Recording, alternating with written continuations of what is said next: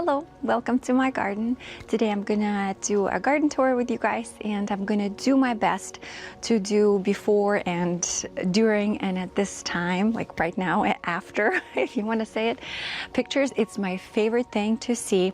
I love when people show before and what they have done to the places, especially if it takes like a few years, and to see the progress kind of gives you an understanding that it takes a long time for you to create what it is right now. Also, I'm going to show you all the imperfections, because I also find comfort in that when I see in the videos that it's not like a very curated and beautifully done, but real life situation right now. I'm a mom of 2 little children. I also work on my YouTube channels, and I have a lot of parts of my yard that are not done at all, and I'm going to show them to you. I hope you'll like it. I'm going to do my best to keep it short because I feel like that's going to be a long video. So we're going to begin with the before. I'll just show you right away the footage. We moved into this house in 2019. And it was basically bare land. I wish I took more pictures. I did not. I took like maybe a couple pictures. But you will see even in between just how bare and overgrown this whole garden was. And it was not even a garden. We had a few tall trees who were overtaken by different vines and were basically suffocating and partially were dead. Some trees were dead, and we actually had to cut them down. But you will see that the ground was absolutely bare. There was nothing, not one bush, not one plant, not one flower, nothing. It was just dead. And like I said, a few different trees with no irrigation, so they were struggling. I live in California, zone 9B, so we have to have some kind of watering unless it's like an oak tree, which we don't have. So the area that we're standing in is the entrance to our vegetable and fruit garden, and it is middle of July, and I'm going to show you exactly what it looks like in middle of July. Me and my mom put down these step stones in the ground here, and then I continued inside here, and I usually have bark here, but now we have little feet that like to run around barefoot, so I just decided to put shredded bark that's very thin, almost like just soil at this point. You'll see a lot of weeds too. That's just what it is. Okay, these are my tomatoes, and it's been getting quite hot, so they're gonna get even bigger. And I do mostly cherry tomatoes, sometimes just vining tomatoes. Very rarely I do the ones that are like predetermined height. I enjoy when it covers up this whole cage here. Between all of my vegetables, I always like to intertwine beans, because the viney beans, because they create shade by the middle of the summer. So you can see it's already starting to cover it up. You guys, my planters are very small. These are 4x2 or 2x4 vegetable planters, and I have parsley, I have some basil, I have some tiny little peppers. These are called snackable red, so we're waiting for our first ones to come out.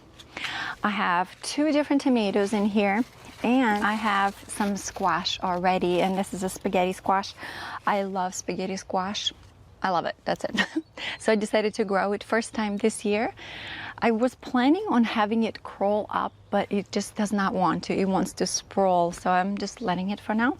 But yes, you can see I have a nice spaghetti squash coming up, nice and juicy.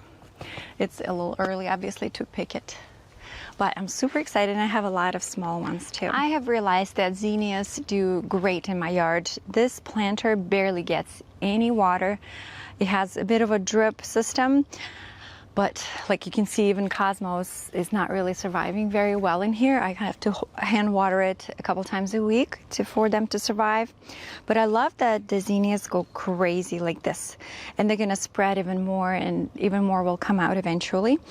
I like that they hang like this, because I feel like, again, garden needs to be full, right? It needs to be, you need to have a sensory experience. You need to walk around and brush over things and smell things, and that's why I oftentimes plant things that smell very beautifully, like the basil that climbs over top, thyme, that's all out of the planter box, right?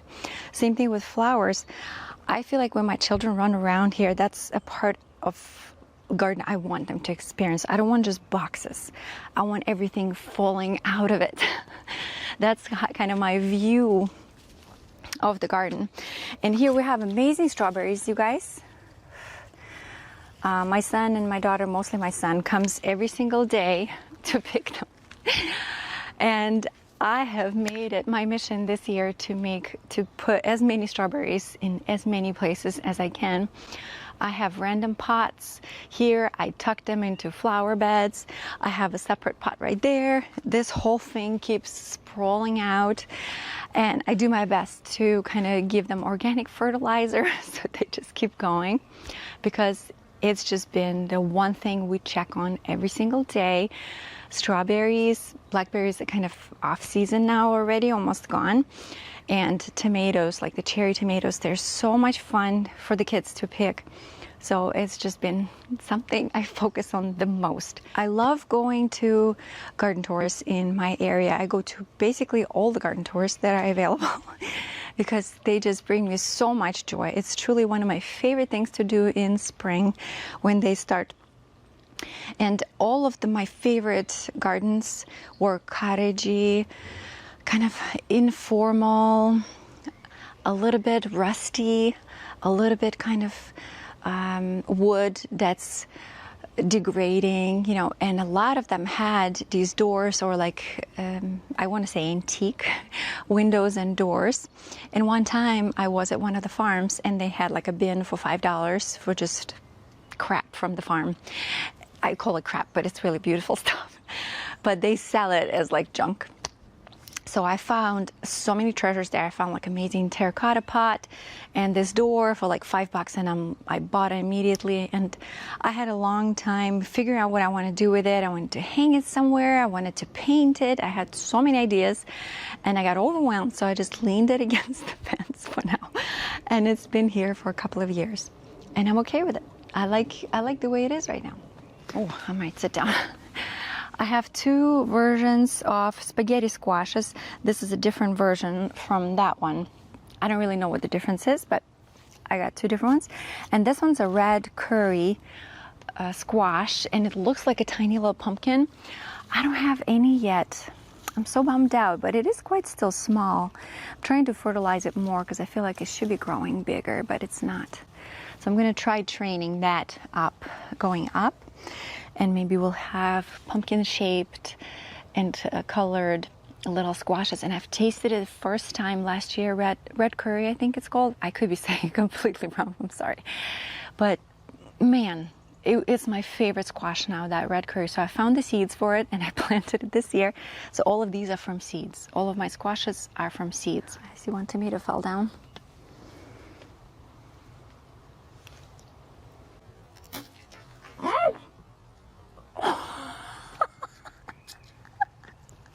Okay, that shot out there.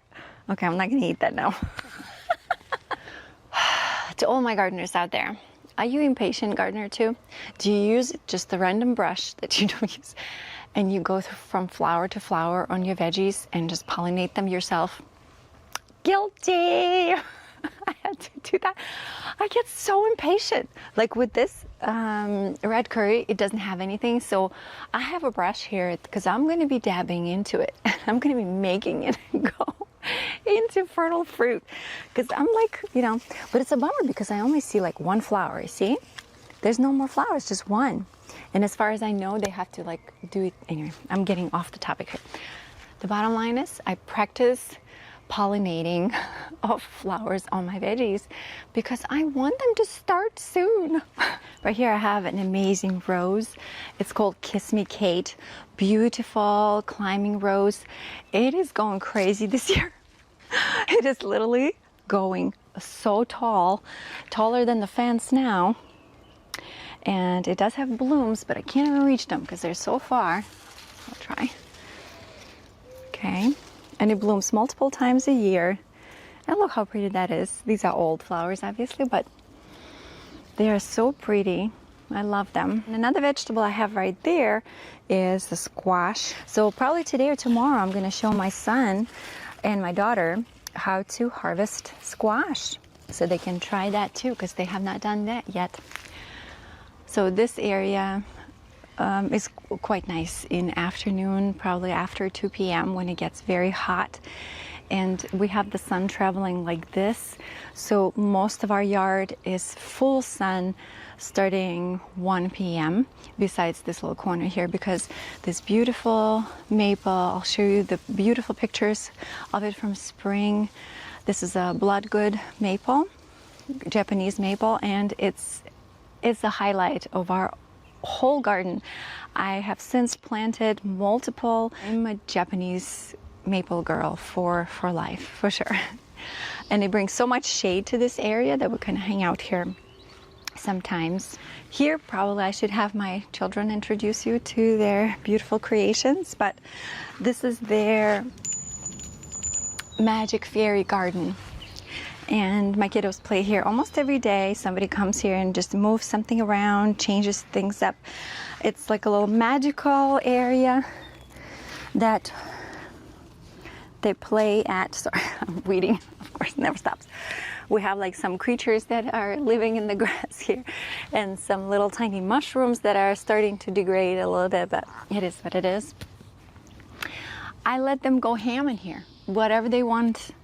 Most of these things my daughter have planted in here, and they have completely overtaken all of this area here and trying to get onto the grass too, but I don't mind it. I like the charm. It's absolutely the highlight of every day to open the curtains up every day and see first this tree, because it's so magnificent. It just takes my breath away. And then I look out at my garden this way and I see the vegetable garden, and I see this, and I see my kids' little play area, and it's just, you guys, my heart, my heart makes me so happy. Every day I smile. I open my window and I smile because it's so beautiful to me. We'll continue. I know it's kind of loud, but I think it'll be fine. Okay, so guys, continuing to the garden on the side here. This was just another flower bed that I have installed a couple years ago and kind of have been perfecting it, and it's not perfect at all. I keep taking things out, putting things in. Some of the things that are anchors now for sure are the lamb's ears. You can see them here. Oh my gosh, we have mushrooms. Nope, no thank you. We have a little baby. We have a little guy who's eating everything. So, lamb's ear has been an anchor in all of my garden. You'll see it throughout the garden here and there. What a beautiful plant. Always recommend. The easiest. It is evergreen in the winter. It gets a little sloppy, but it's beautiful. Lamb's ear is awesome if you have the climate for it, obviously. I have my awesome Chiching rose here. I'll show you some footage from earlier this year. I just cut it in half because it got outstandingly huge, so big that we could not see half of the garden on that side because it got like 7 feet tall and just so wide. So I trimmed it hard, but still it's beautiful. Okay, and then this rose is not doing so good, probably gonna get it out. And then the small things, I have Mexican heath, I think it's called, and the woolly thyme is all blooming right now. A little too much purple, I know. And then I kind of pluck in the small things here and there, mostly just for bees and the beautiful hummingbirds that we have come visit us. And in the back, obviously, we have a pomegranate shrub that has not given us one pomegranate in 4 years now. Not one. I like a little sparkle, so you will see some pieces of jewelry, as I call it, throughout the garden. Okay, so we're rotating this way. You can see we have a sort of a walk up that goes up towards the water feature. And I got this quite a few years ago, probably 4 years ago maybe. And it started dying yesterday. I'll be honest with you. Yesterday something happened and the water started going away too quickly, so I refill it every single day. I actually have a drip system that adds water automatically every single day because we have ton of birds come visit. I mean a ton. From little tiny hummingbirds in pairs and sometimes with other birdies, finches, woodpeckers, mourning doves, red robins. Like, we have so many beautiful birds come all year round, so I keep it on all year round. You can see right there, it looks like a rock. Because I have drip on daily basis, it does renew the water, so I feel more comfortable with the birdies swimming in it, and I don't want to add any chemicals just for, I don't know, that's how it feels right to me. Okay, so yesterday something happened to it, and most likely we're gonna have to either replace the pump or the basin, but it's losing water and the pump is not pumping water fast enough, so we'll have to review that. So you can hear it a little more of a humming sound than a water trickling sound, which is a bummer because I love my little trickling water sound in the garden. I have a couple of those Japanese grasses in the back to kind of highlight the water feature, and they're going to get bigger. I just planted them this year, so they're quite small. And then you see more lamb's ear and more sedum right here. And we have installed a bench right here. Because our maple tree keeps growing here, I like to sit here in the morning because it is the shadiest part in the morning. And this is a new addition. I'm planning on doing a video on that because I actually have recorded it, just didn't edit it. And here I have my roses, that same thing I have just trimmed up. So none of them are blooming. I'll try showing you footage from earlier this year, maybe a month ago, because they were crazy blooming this year. I did not even fertilize anything this year, and it's just doing great without my help. But I do love this bench. I wanted a different color, but we went with this one because my daughter picked this one. She wanted the bunnies, and they had this one, and I think that works great in here. And as this maple grows bigger and taller and wider, it's gonna like cover even more and make it a very nice little private area to sit by the water feature in the shade on the cool concrete stone bench in the garden. I find it to be beautiful, and I can see the whole garden from this angle. So this is Amazing Grace Rose, water scent. It's heaven on earth scented. It's so specific. It has a bit of light citrus to it, I almost want to say. But this is its own root, so it's a heirloom rose. I bought it on the internet, and it came teeny tiny because that's how they ship it to you, and you have to let it grow in. So this is the first year I'm actually getting continuous blooms, and this is my newest addition. This is called Perfume Delight, and this is, I got this rose for myself for Mother's Day for this year. So in early May, I have planted it. And oh my God, is it doing amazing. You know, it's called Perfume Delight. I know exactly why it's called Perfume Delight, because it is delightful. So this rose is the most potent kind of pink, hot pink color, Barbie pink, I want to almost say, like a bubblegum color. And I'm obsessed with it because, again, most of my roses are quite toned down besides the red one. I also have this purple pink rose, which is called Meryl's Barbara Streisand. I love the scent too. It's a little lighter and it's not as full of a rose, you know, it has less petals basically, but it's still one of my favorites. Very healthy, very robust leaves. I love healthy rose. Okay, let's take a look from this angle. This is a new addition to our garden, and the steps. So we have a whole story. You can see this kind of row of plants in the back there, right? I don't really fertilize heavily, and this is the middle of July, so this is what it looks like in the middle of July. It does not look the same as it does in May or in early June, right? So you guys can see the steps. So we ended up hiring people to install these steps this year because I just could not take on this kind of a project.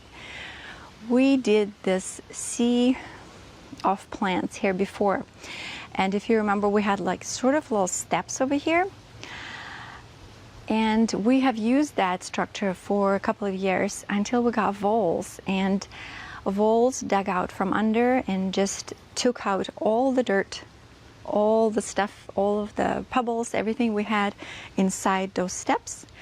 And they kicked it out or dug it out, and all the steps have started collapsing. And because we hammered them into the ground, in some cases into the rock, we could not redo it. So we hired people and they did the steps, and I think that looks perfect. It's kind of almost hidden from the view a little bit. I wanted it to be curved and kind of disappearing into nowhere. So that was the whole point. This is our peach tree. I believe it's like a yellow peach. It's doing great. It gives us a ton of peaches every year. And then this one's a fruit tree that we still have not had fruit from. We had two peaches, and that's it, which peaches do great in our yard. But then we have apricot, and again, 2 years later, still not one fruit and no plums. Here I have also beautiful setup that you will see. No shame, you guys. Super. You know, this is life. This is what we're dealing with. This is what it looks like behind the scenes, right? My overgrown planters that are half dead a little bit, kind of cooked. I'm gonna replace these pots because these were my spring pots and they have obviously outgrown itself. This one is like faded and doesn't look that good either. I like these. Maybe I'll try keeping them, but everything is falling out and just kind of untidy at this point. It needs a refresh. This is our dining area. It's very small. It's like 9 by 10, I think, or something, maybe even less, maybe 9 by 12, maybe.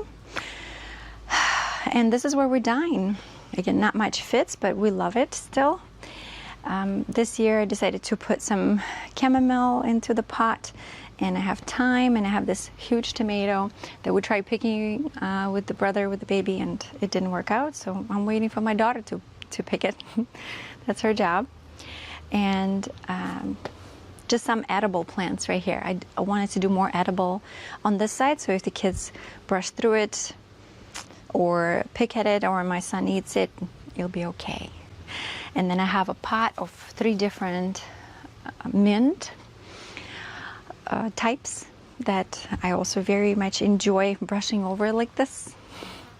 And it gives you a little whiff of mint. I love keeping my mint in the pot.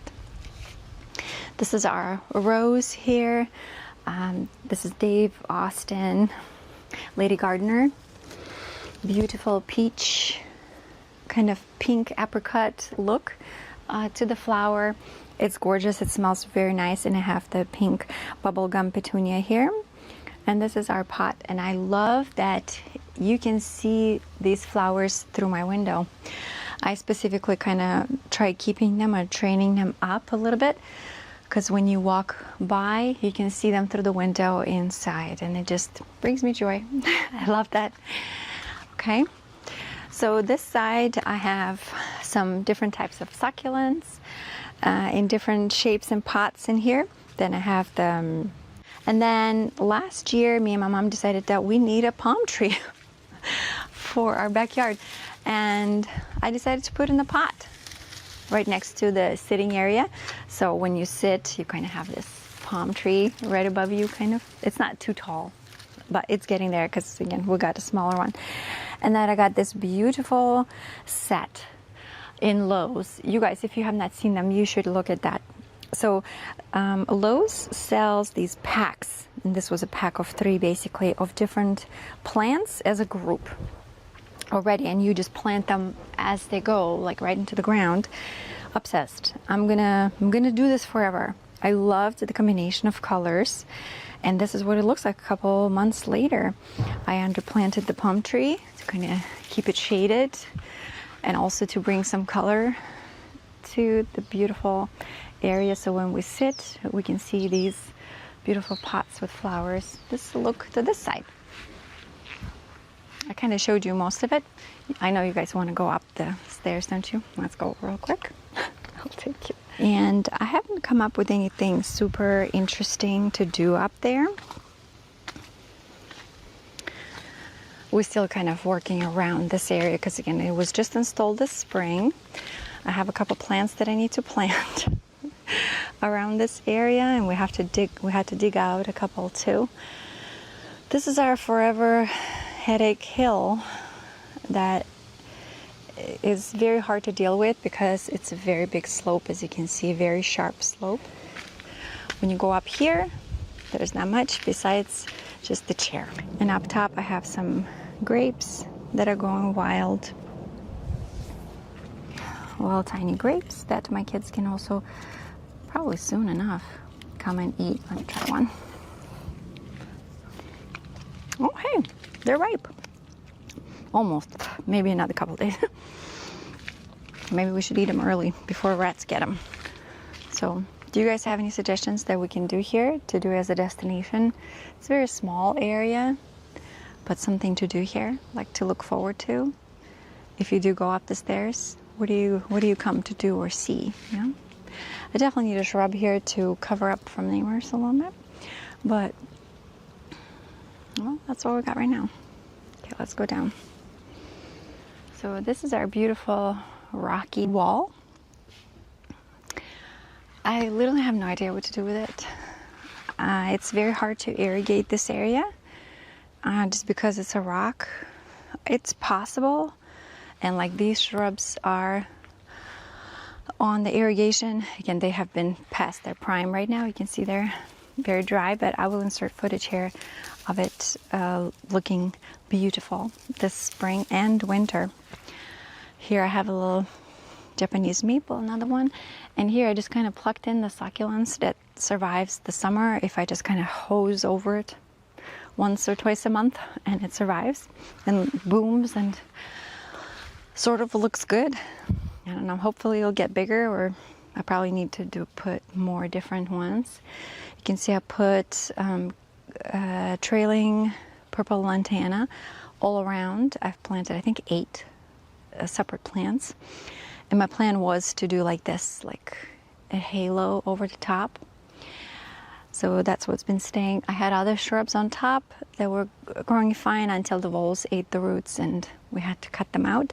So I've planted Chinese fringe flower plants there.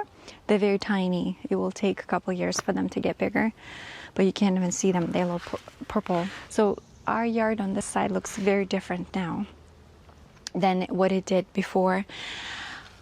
All of our hill on all sides here in some of the side yard, we did cover up with cardboard, sheets of cardboard, and then we had a company come and they kind of shooting, like with the big pipe, they were shooting it up the hill, a big layer of compost, probably like 5 to 10 inches of compost.